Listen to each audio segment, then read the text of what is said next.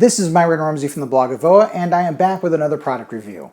Depending on your age, you probably remember this guy. Early 1980s Superpowers figure of Green Lantern, complete with, when you squeeze the legs, ring charging action. This classic toy was, part of a whole line of figures that DC had at the time, and nostalgia is the rage these days. The Japanese company Kotobukiya has started releasing a new line of not figures, but statues inspired by those classic Superpowers figures. The second in the line is Green Lantern. And you can see that Kotobukiya has really done a great job in capturing the essence of the original Superpowers figure packaging. They've even shrunk down the Green Lantern figure in the box to be about the same scale as the action figure I just showed you. They've even gone so far as to add some distressing on the box to make it look like it's retro from the 1980s. There's even a little spot, and you'll see this when I show some close-ups of the packaging, they've even created a spot for where a peg hook would go through. This, of course, is a three-dimensional box and not a carded figure. In fact, this isn't a figure at all, it's a statue. Although when I take this out of the box, you're going to see that it really does look like an action figure. So let's take a look and see it up close. Taking the figure out of the box, it's in a clamshell.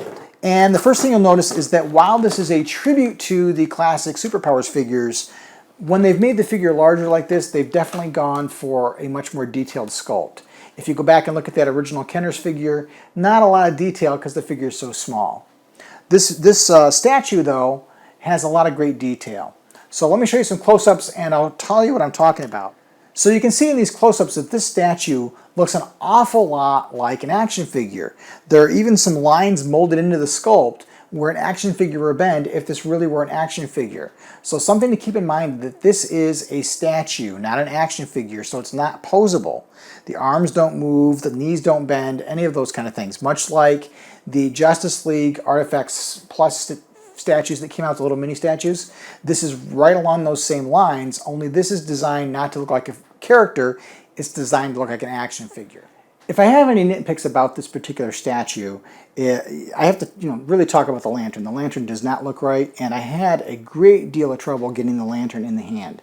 There's not any flexibility in the hand to give yourself enough room to get that in there. And I struggled because the handle's not firm either. So you've got kind of a soft material going against a very firm material, and getting it in just was very difficult. Because it's also not posable, I couldn't move the arm out of the way to get the lantern in. But now that I've got it in there, it's in to stay. The only other real criticism I have of this statue is just the sculpt on the battery itself. The battery does not quite look right from the back. But again, other than that aside, I think it's a great looking statue. A little pricey, it's around 35 bucks for a 7-inch statue. A little on the pricey side, but I love the whole retro thing going back and making it look like an action figure, right down to having joints sculpt in it. So if you're into the retro stuff and you're a completionist like I am, 30 bucks isn't too much to pay, but I gotta have it.